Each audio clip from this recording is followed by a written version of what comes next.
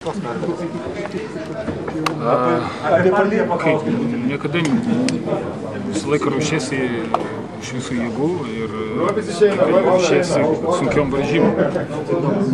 Kai pasibaigtų, kaip pasakyti, galinis rezultatas, vis tiek stengsime žaisti iš visų jėgų. Ir pavyzdys yra paskutinė ataka, kur Lipkevičius sugrįžo į gynybą iš paskutinių jėgų ir nustogavo dėjimą. Tai yra, kaip pasakyti, man taip malonu matyti tokį epizodą, kai tai reiškia, kad mes kovojam, nes iki paskutinės sekundės neatsižvelgiant į rezultatą. Tai turim toliau tęsti ir nežiūrint į rezultatą, ir mes laimim, ir pralaimim, vis tiek turim gerinti savo žaidimą. Ir patys matėm, ir daug mes prametėm gerų metimų ir ypač daug praradom kamuolių, 19 berods. O tai reiškia, kad galim dar gerinti žaidimą.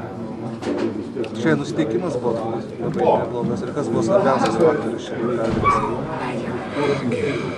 Aš manau, žaidžiam kaip komanda, tai yra svarbiausia.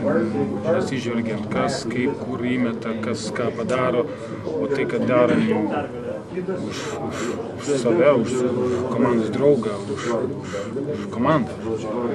Ir tai yra svarbiausia. Ir jeigu mes tą sugebėsim išlaikyti, tą atmosferą, tą susikaupimą, kaip sakyti, tai yra, gali pernešti iš treniruočių į varžybas, tai yra geras ženklas, kad mes tobulėjame. Ačiū.